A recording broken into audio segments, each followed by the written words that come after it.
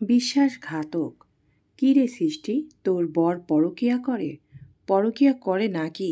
তোর বরকে আজ একটা মেয়ের সাথে দেখলাম।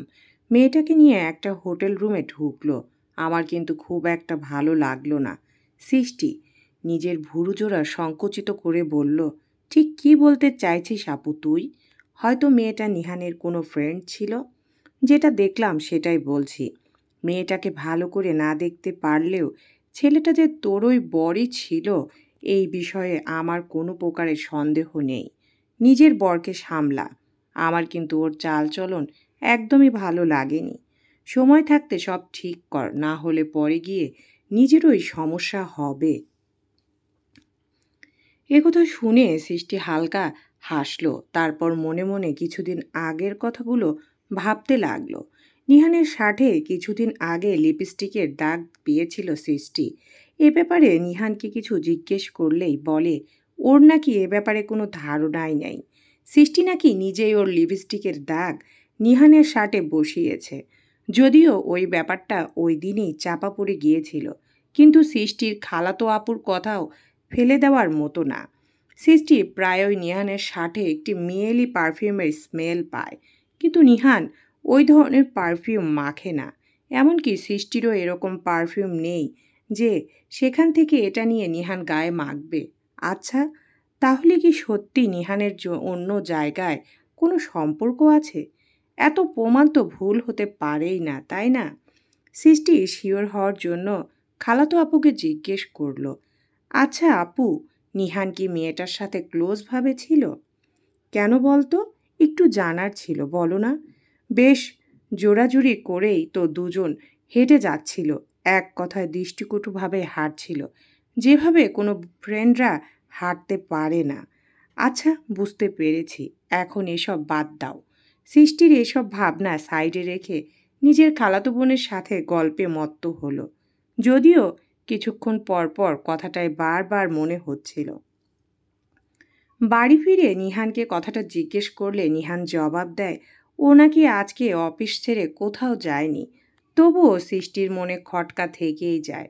কোনো বিষয়ে একবার সন্দেহ জাগলে সেটা কাটানো বেশ মুশকিল। সৃষ্টির ক্ষেত্রেও তার ব্যতিক্রম হলো না। সে কোনো উপায় না পেয়ে তার সবচেয়ে কাছের বান্ধবী তানহাকে ফোন করলো। তানহা ফোন ধরেই সৃষ্টির খোঁজ খবর নিতে শুরু করলো। সৃষ্টি কোনো রকমের কুশল বিনিময়ে পর্ব শেষ করে বলল, আমার একটা কাজ করে দিতে পারবি তানহা? কী কাজ বল? আমি করে দিচ্ছি। তুই কোনো কাজ দিবি আর আমি সেটা করব না, তা কি কখনো হয় নাকি? তানহা, আমার মনে হয় নিহান পরকীয়ায় লিপ্ত হয়ে গেছে। যদিও আমি এই ব্যাপারে শিওর না। তুই একটু এই বিষয়ে জানতে আমাকে হেল্প করতে পারবি?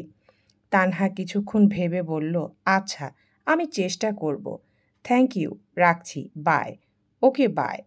তানহা সৃষ্টি থেকে অনেক স্মার্ট আর চটপটে মেয়ে, তাই সৃষ্টির মতে একমাত্র তানহাই ওকে সাহায্য করতে পারবে। সৃষ্টির ফোনের মেসেঞ্জারে পরপর আসা 3টে ছবি দেখে স্তব্ধ হয়ে যায় সৃষ্টি। ছবিগুলো সৃষ্টির খালাতো বোন পাঠিয়েছে। একটা ছবিতে নিহার এবং মেয়েটা একে অপরকে খাইয়ে দিচ্ছে। অন্য ছবিতে দুজন একে অপরের হাত ধরে রেখেছে। আরেকটাতে দুজন হাত ধরে রেস্টুরেন্ট থেকে বের হচ্ছে। ছবিগুলোর সাথে একটা মেসেজ রয়েছে, আজকে তোর দুলাভাই রেস্টুরেন্টে খেতে গিয়ে তোর বর আর মেয়েটাকে একসাথে দেখতে পেয়ে ছবিগুলো তুলে আমাকে পাঠিয়েছে। আমিও তোকে পাঠিয়ে দিলাম। সৃষ্টির ছবিগুলো দেখে একেবারে হতবাক ও স্তব্ধ হয়ে যায়। সৃষ্টি কখনো স্বপ্নেও ভাবতে পারেনি তার সব থেকে প্রিয় বান্ধবী তানহা তার এত বড় সর্বনাশ করবে। মেয়েটা যে তানহা হবে তা সৃষ্টি স্বপ্নেও কল্পনা করতে পারেনি। নিজের সব থেকে প্রিয় বান্ধবী আজ ওকে ঠকালো।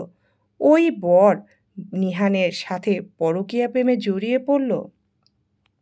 এতে অবশ্য নিহানের কম দোষ নেই, কারণ এক হাতে কখনো তালি বাজে না। নিহানকে কত ভালোবেসে বিয়ে করেছিলাম আমি, কি দিইনি ওকে আমি। নিহানের সুখের জন্য নিজের সব কিছু বিসর্জন দিয়েছি। উচ্চশিক্ষিতা হয়েও নিহানের ঘর সংসার সামলাচ্ছি। সৃষ্টির দম বন্ধ হয়ে আসছে। সৃষ্টি আজকে নিহানকে ডিভোর্স দিয়ে নিজের বাবার বাড়িতে এসে উঠল। নিহানকে ওই দিনই হাতে নাতে ধরল সৃষ্টি, বলল, তুমি এত বাজে জঘন্য হতে পারো আমি স্বপ্নেও ভাবতে পারিনি। আরে, আমার ভালোবাসায় কিসের কমতি ছিল যে আমাকে এভাবে ঠকালে? তুমি বদমাইশ, চরিত্রহীন, লম্পট প্রকৃতির একজন মানুষ। নিহান প্রচণ্ড ক্ষেপে গেল এবং সৃষ্টিকে প্রচুর মারধর করল। সৃষ্টি অন্যায় মেনে নিতে মোটেও প্রস্তুত না।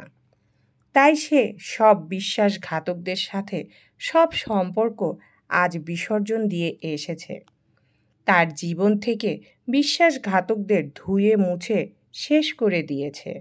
আর নিহানকে জেলের ভাত খাইয়ে ছাড়বে বলে প্রতিজ্ঞা করেছে। সমাপ্ত।